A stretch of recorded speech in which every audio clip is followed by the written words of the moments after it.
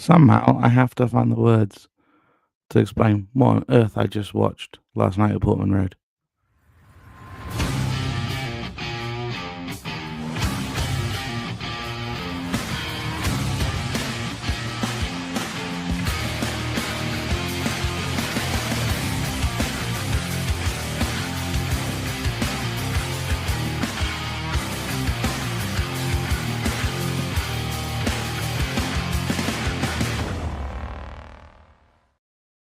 Good evening, everybody. Welcome into the 23rd episode of the From the Valley Flow podcast.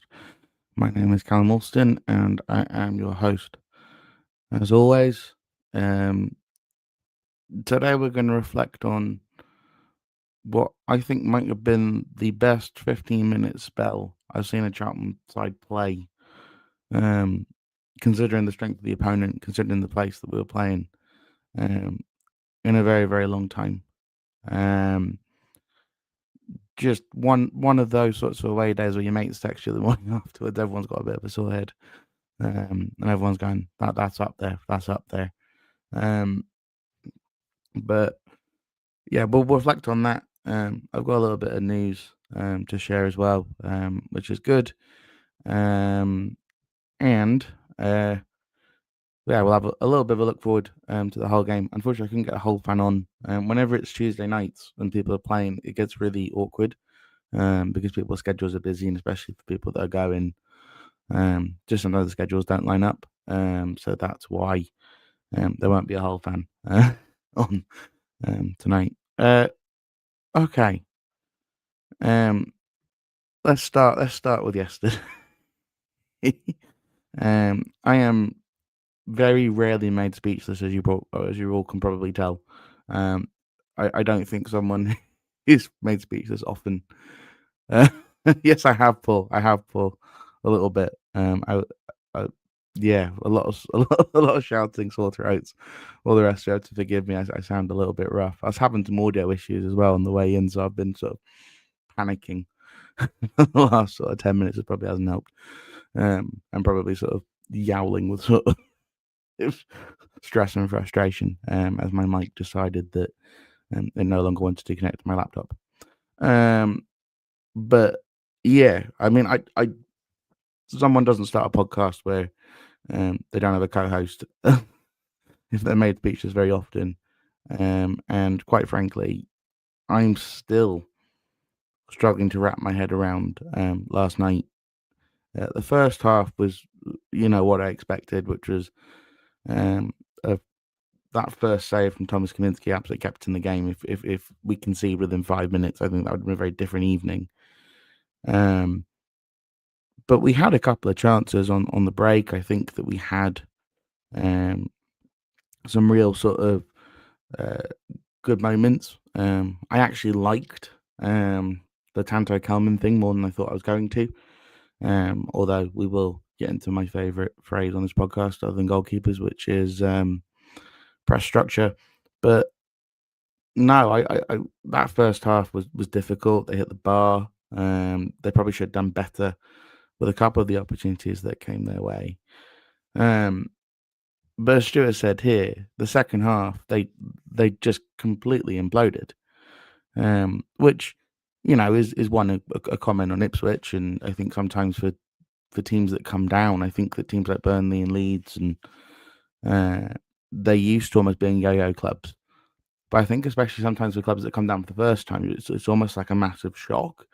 And there's a bit of a hangover. And I think you kind of get the opposite when you've been promoted, especially via the playoffs, where everyone's kind of on a high. Even if you don't have the talented squad. I mean, their squad was, 112 million or something yesterday? I mean, Kajuste was playing for Napoli, the reigning Serie A champions, 2 seasons ago, right? And I thought he was absolutely fantastic, to be fair.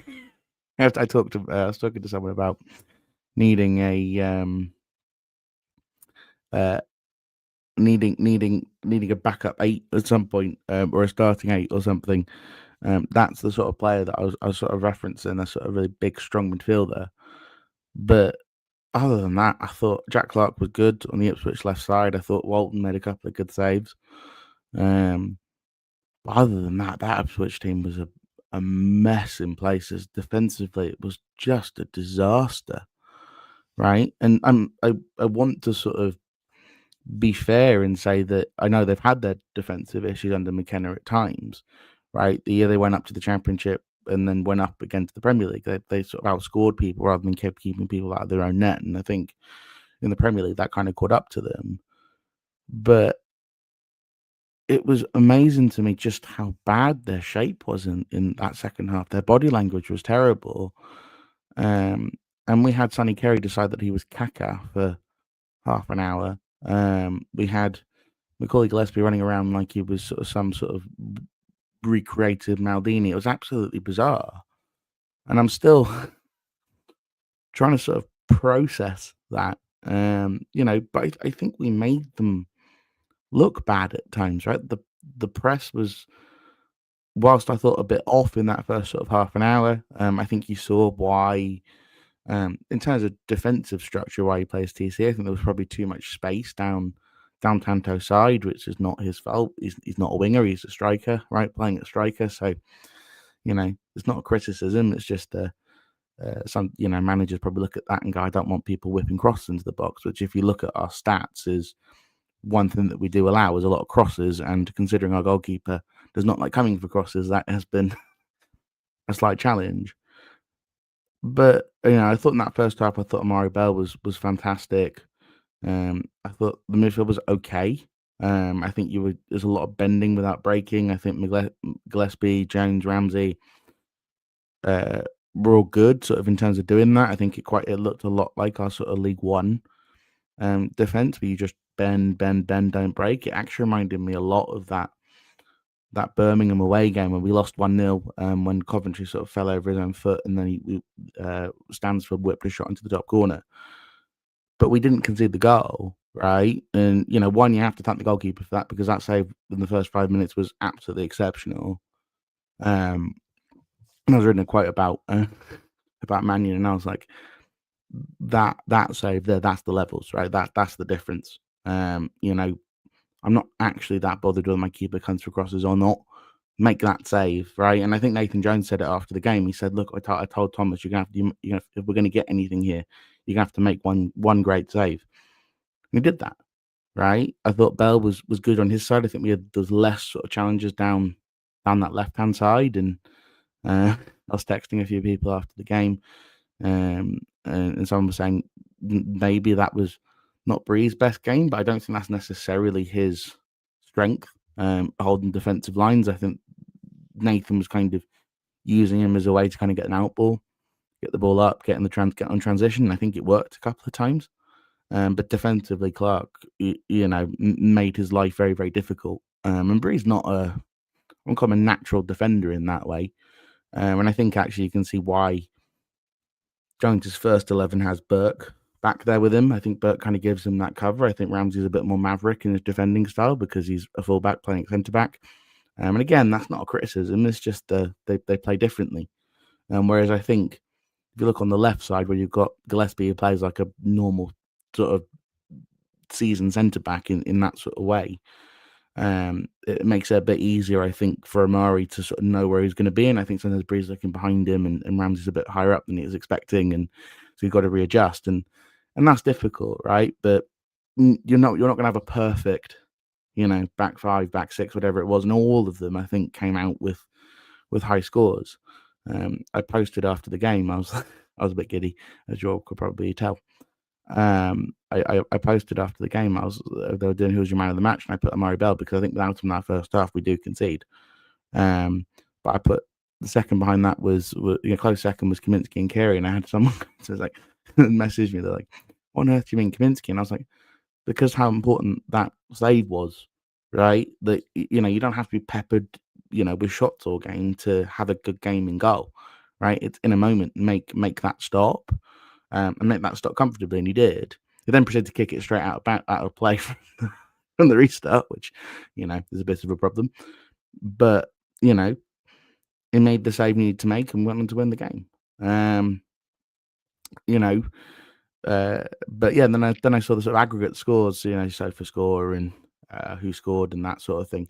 And they all had a Kaminsky between 8 and 8.9. And I thought, okay, I'm fine. I haven't gone completely mad. And but I may be the only person that sort of references it. Me and Corley, actually, we referenced it in his Substack this morning. And I think the only people really sort of looking at that stop and going just how important it was. But as everybody who watches this or listens to this podcast knows, I'm a former goalkeeper and I'm obsessed with them. Let's move on from that and look at the second half. And I'm going to do something which I haven't necessarily done on this podcast. I'm going to give Charlie Callum his flowers for the first goal, because he did the thing that I've been asking him to do, which is make the run. Right, you can see Kerry's running at O'Shea, and O'Shea has to tackle him. Right, he has to tackle him.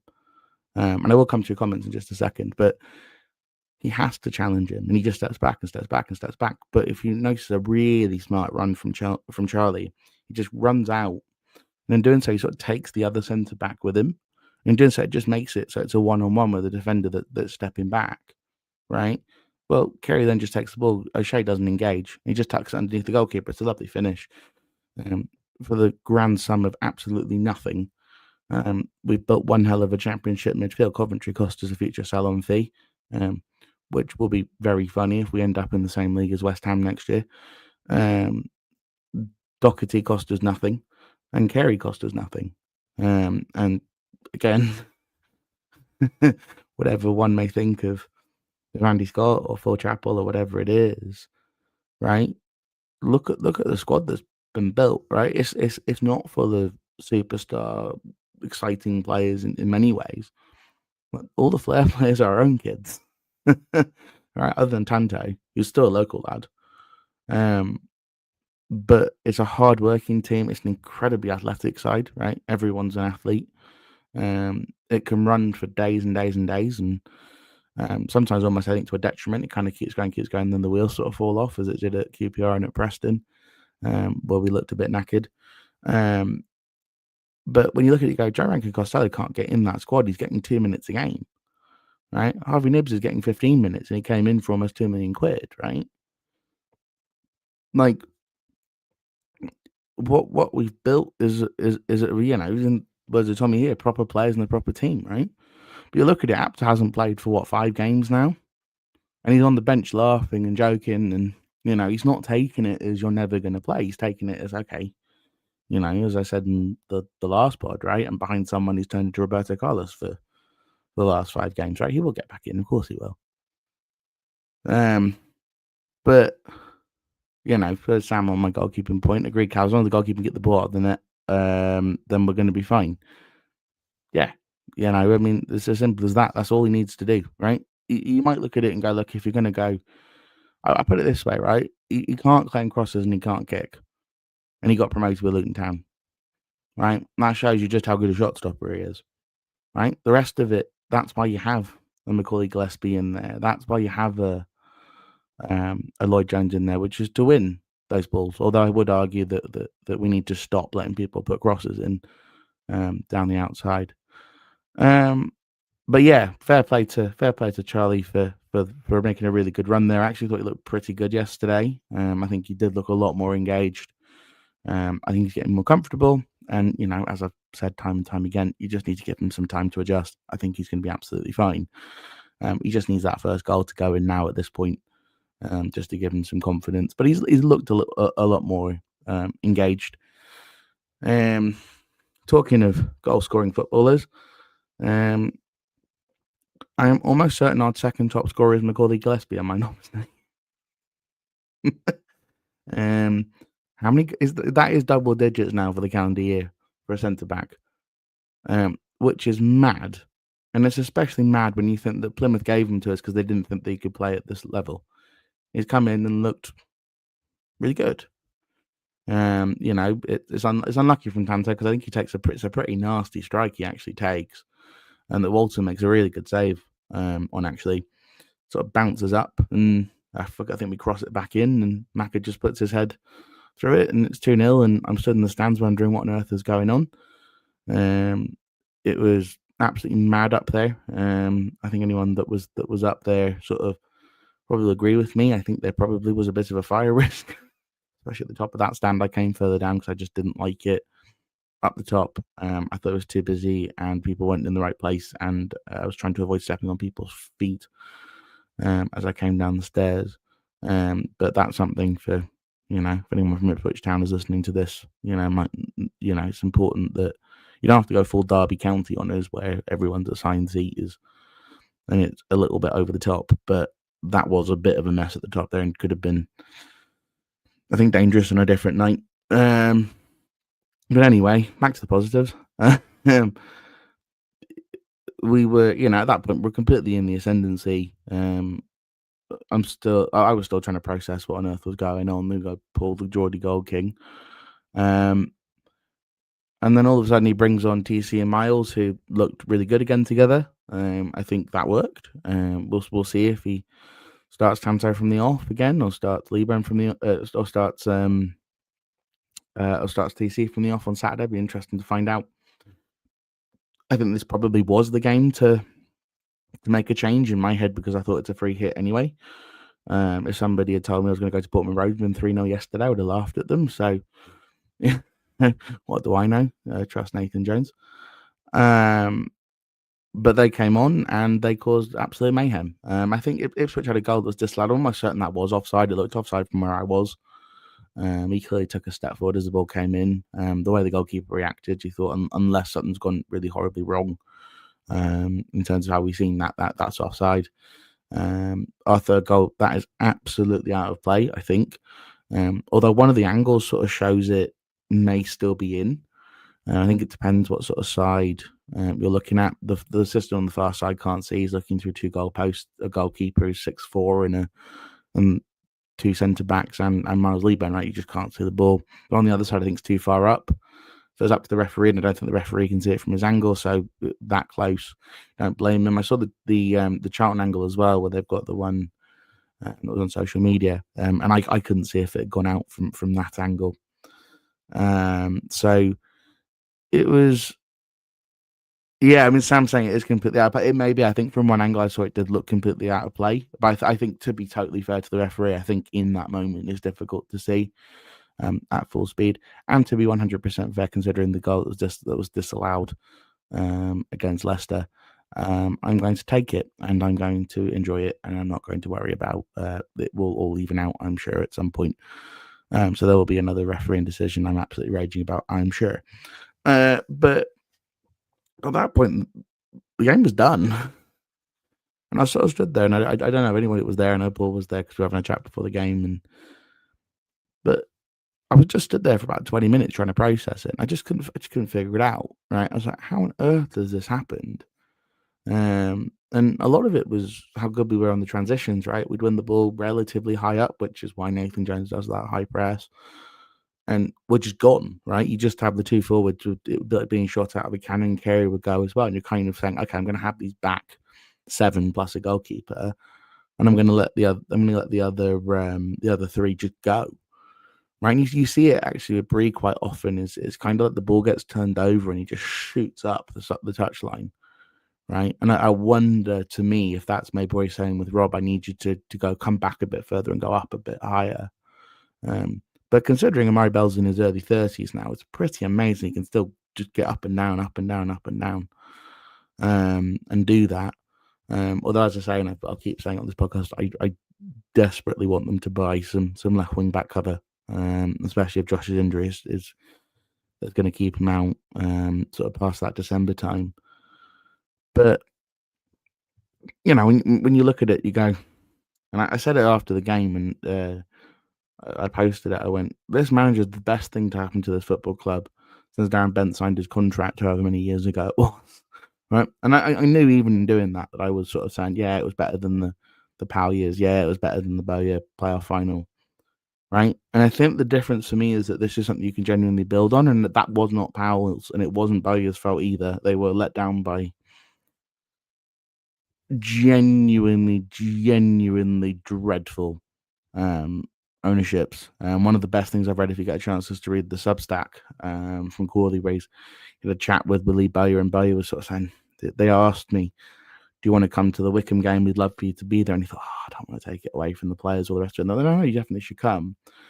And so I went, and everyone welcomed me back with open arms. And I think he was worried about the way he'd left and everything else. And then um, he was like, they went, "Oh, do you want to come to Wembley and come sit in the box?" And so you can see that I know Powley was at the playoff final as well. That they're trying to, I think, reopen some of the doors maybe that people felt were closed. I think it's very much under new management, literally and figuratively. As I sort of said, I ran into Paul Elliott on the train home and gave him a handshake and said, um, "Thank you for what you're doing." And he looked at me and he went, "Look, we've got a lot of work still to do. We know that, right?" Brenner was there yesterday. Um, and I think hopefully, from what I was hearing, that means that, I know that Friedman was due to be here for West Brom anyway. But he's going to be there for Swansea as well. I don't know if that was pre-planned. But from someone I knows, I think it's pretty trustworthy. I very rarely, I don't think I've ever come on here and said, "Oh, I've got a bit of a knowledge." I don't really. I know one guy who sometimes used to tell me more than he does now. But my only claim to fame is I knew that Alex Gilbert was going to sign about a week before he did. that deal was actually, was in progress. But I'm not an ITK or anything like that. I don't pretend to be. I've got no interest in any of that sort of stuff. But he does tell me every once in a while certain bits of information that are sometimes useful. But he was like, "Yeah, he's due to be at both." As I said to everybody who knows me, I've got a horrible feeling we're going to do some horrible light show before West Brom. But you know what? I'll just stay in the concessions area trying to think about it. Because I find those things incredibly cringy. But they're genuine, considering what do we do in January here, right? Because if we're sat in 5th in the Championship, which is mad, right? We're what, 2 games, 1 game off a quarter of the season gone, and we're sat in 5th, and we're not just sat in 5th. We deserve to be here, right? You look at it, go Millwall are 2 points above us. We get the points should have done against them, and we're in 3rd. Right, you get the 3 points should have got against Leicester, and we're right behind Middlesbrough in 2nd. Right, and fully deserved to be there, by the way, as well. But you can see we've lost 3 games, and we had a horrible afternoon at QPR, we had a terrible afternoon at Preston, and we are easily in that sort of top 10 mix. And I've come on here and said expectation management, and for one evening yesterday, I gave myself the opportunity to dream, and I thought, just maybe, right? And now I come back on here today and I'm able to sit here and go, look, I still would take 19th or whatever that is. Yeah, Paul said nosebleed time. Yeah, it feels a little bit like that. I feel like I'm getting vertigo being this high up the Championship. It's absolutely bizarre. But it's not quite like what it was with Bayer or Powell either. It's if something goes wrong, they will invest in January. I think that's probably the point. Tommy Kane hit these owners are the real deal. If we have some sort of injury crisis we do under Bow, they will basically buy a way out of it. They basically bought their way out of relegation, and with Appleton, and part of that was getting rid of Appleton. But they basically that January they went, we cannot have these these clowns at centre back. We're going to have to fix it.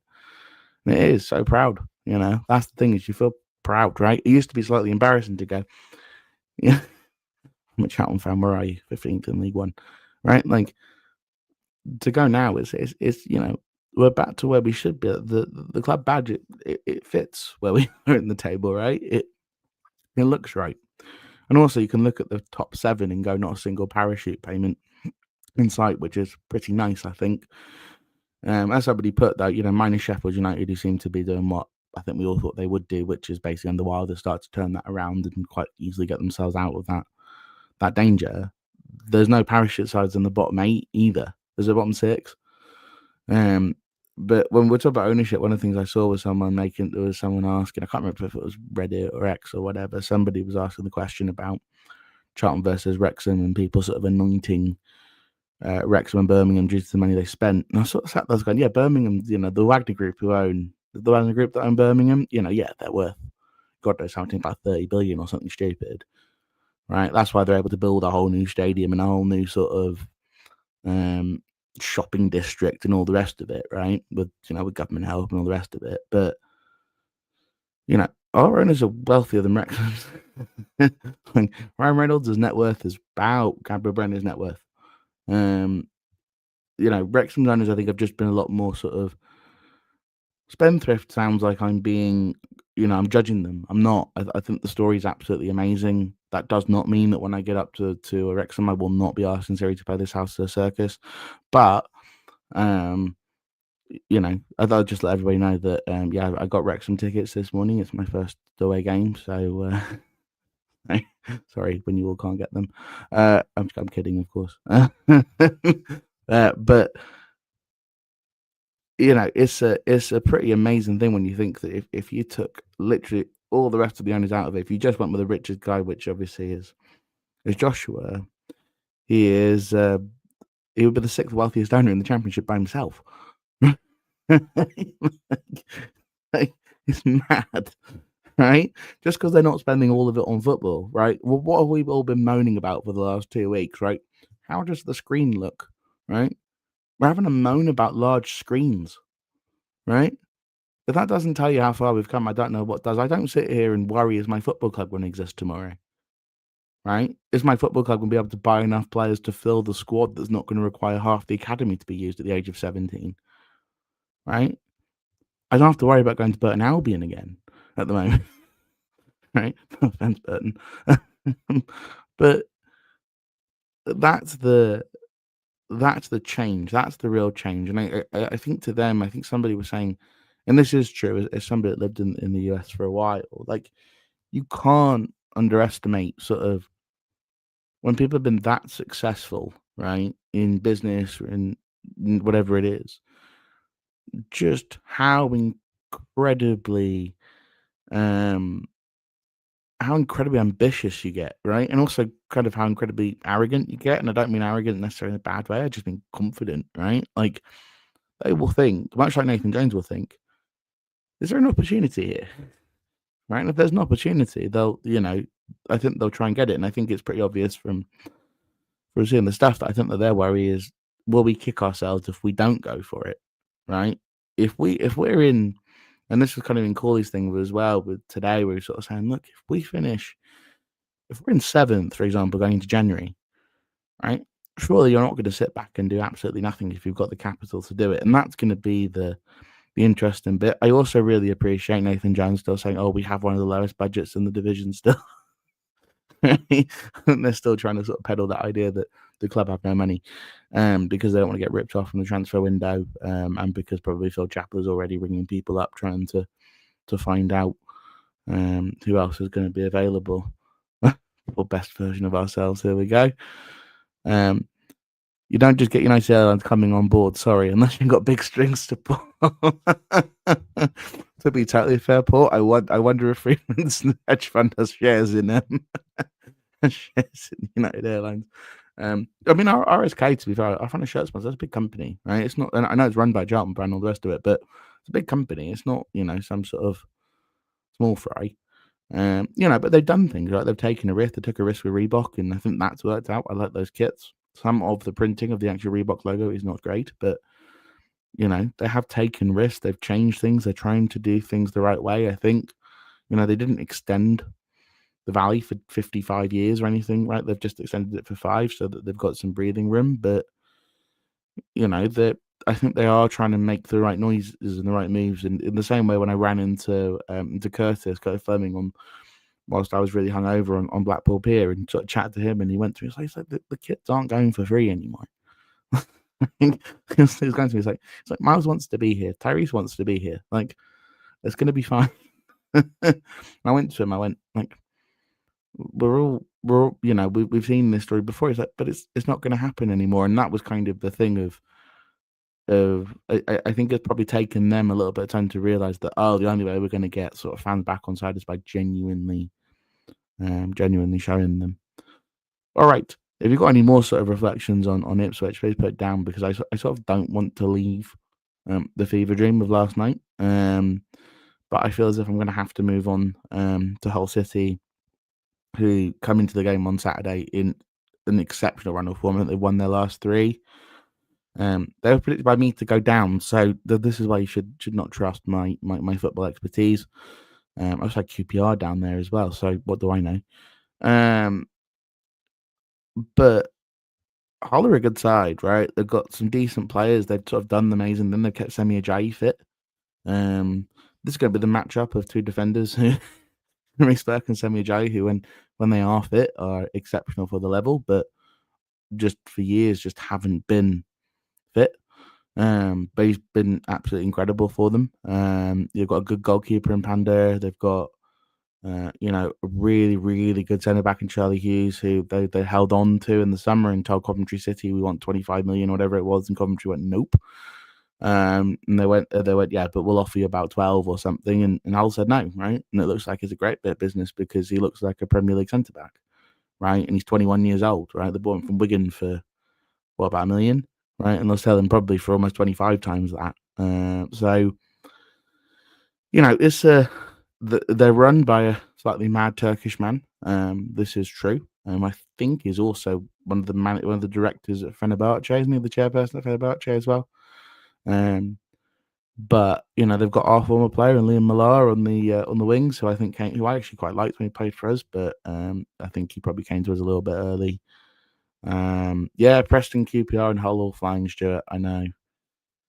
I was very wrong. But on that, but I think a lot of people have been. I think that the thing about this championship season is that other than Coventry, who are by far and away the best team in the division, I think it's pretty easy to see. I think there's a lot of parity, and I think a game like this away at Hull actually really does sort of tell you, like, there's a number of good players in that squad that you go, yeah, it's a good player. They're playing together. The manager has a history of being reasonably successful. Yeah, they're run slightly crazily, but they've got a good fan base. I've been to that ground. I saw was it Marcus Rashford score an injury time winner there when they were in the Premier League, and I was at uni all those years ago. It's a good ground, right? It's based on it's basically a mini version of the Etihad that's in Manchester. I think it's the same architect that did it, much like the Emirates is a smaller version of Benfica Stadium, but don't tell Arsenal fans about that. But yeah, it's going to be really, really tricky. But you go there, and I say again, you go there, you get a point. You got 7 points from this week. Somebody offered that to any of us, I think we'd all snap your hand off, right? If you find a way to win it and you get 9 points from these 3 games, I'm just have a Wednesday. Okay, maybe you go, yeah, I'd like to win that. But considering how difficult that game ended up being, right? I think we're all pretty delighted to tuck that away, and I think they're going to give some sides a real challenge Sheffield Wednesday this year, who maybe walk in and think, oh yeah, we'll batter them. So, but so you take 3 points there, and then you go to Portman Road. Basically, I'd written that off, as you probably all could tell from the last pod, right? I'd gone, we'll go there, beaten 4 or 5-0, and maybe 3-0. I think that was what I was sort of thinking. 3-0, go home. I'm not going to worry about it. It's a free hit. You go there, you beat them 3-0. Still can't believe that. And then you go to Hull, right? And if you can get something out of Hull, Bob's your uncle, right? I know we're 2 points behind Millwall, which sort of sours a lot of the stuff, right? And the last thing I would possibly ever want is any sort of opportunity to have to play that lot in a playoff round. But you can see where we're going. Hull sort of set up, I think, Norm in a back 3, so it should be a system match. They've got big, strong lads in the middle. Their centre backs are large. Jay's a very wily customer. It'd be very interesting to see.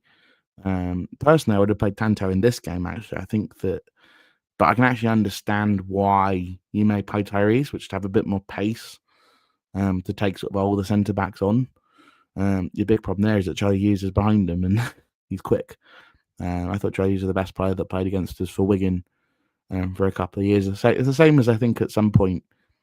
And I would be interested, actually, if I look at sort of the succession plan for Thomas Kaminski. I look at Sam Tickle at Wigan, and I go, I would be very interested in that, depending on the price. But then you've got Swansea at home, who aren't ripping up any trees, and also Nathan Jones absolutely hates that lot. So we know that the atmosphere is going to be, pretty raucous. And then we go to the Circus, and I'm only kidding. Then we go to Wrexham, which will be difficult, but they're not pulling up any trees. And all of a sudden, the month of November, that win against Ipswich completely changes the complexion of the month, right? If you do your job, all of a sudden you're going, I think we're going to be fine. I mean, we're what, 28 points to get? No, 32, isn't it? 31, whatever it is, to get to the magic number to stay up most years, which is 44. Yeah, 31. Right, that's 10 wins. Right, and I don't know if we're going to get 10 wins in the the short term, but 10 wins over, was it still got 36 games or something, is more than doable, right? So the way I look at it in terms of that is keep your expectations in check. Realize that I think still probably lower mid-table, I think, would be a very, very nice landing spot. But also, I think there's a lot of people who are probably looking around and going, that football club, who are going, maybe we can do something here. And I think it's slowly creeping into the back of certain people's minds. There we go. I'd be happy with a point at all. Downplaying expectations, hopefully get a Brucey bonus there. Yeah, as I say, you go there, you get a 0-0 draw, whatever it is, and you're delighted. I still think it's really, really funny that there were sort of outlets that are talking about, maybe you play, Miles gets off the track against Sheffield Wednesday, and actually it's the game at Portman Road that he gets his first championship goal. You could see that meant the absolute world to him. I'm absolutely delighted for the lad. It absolutely was out of play and shouldn't have counted, but I really do not care. And nor did he.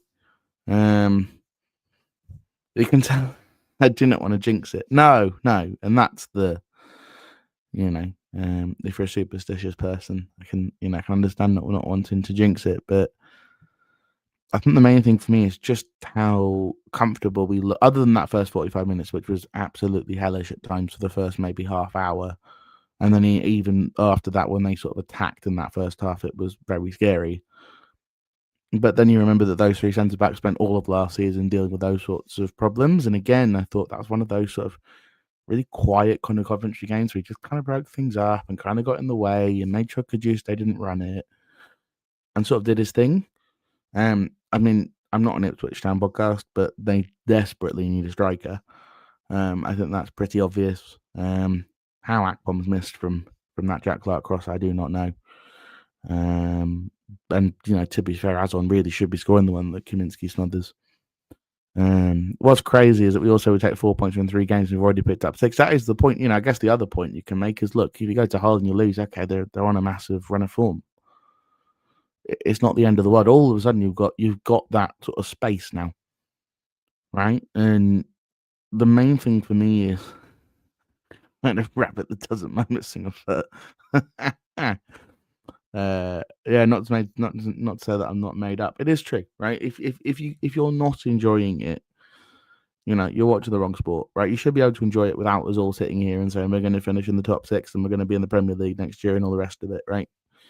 I'm just enjoying the journey, as Nathan would put it, or the roller coaster. And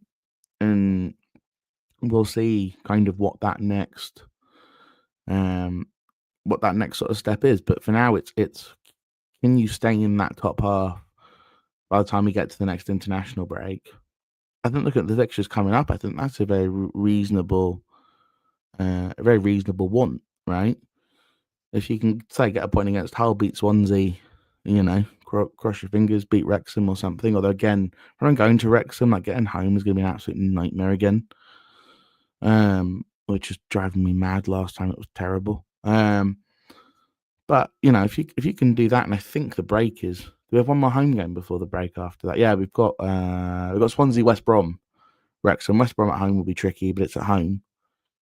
And we hope that the fans keep turning out even for a Tuesday night.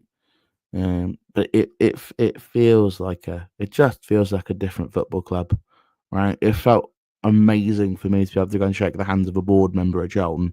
I was like, I never thought that would be happening. Right. The 7:45 kick off in about 5 minutes, and I've got a spaghetti bolognese I want to go and eat. So I'm gonna love you all and leave you all here. For those of you traveling up to Hull, come say hello. I will see you there. Oh, the news. Yes. I am officially able to announce that I will be a full-time I think it's co-host. Emma can correct me. I'm sure she will. Full-time, I guess, panelist, co-host on the Chronicles with the obviously wonderful Tom Arch, stepping away a little bit. So you'll be able to listen to me twice on a Wednesday and twice on a Sunday, which is very exciting for some of you. Anyway, I'm going to go now. Enjoy the other championship games. And I hope you're all sort of coming down a little bit from the high from yesterday. But if you want to, I'm not 100% sure what Tom is doing, Stuart. It's probably best to ask him. But anyway, enjoy the championship games, everyone. All the Champions League games, whatever you decide to watch tonight, and I will see you all on Sunday. I will be back Sunday afternoon, thank goodness. And I will see you on Sunday to debrief after Hull. All right, talk to you all later. See you on Sunday.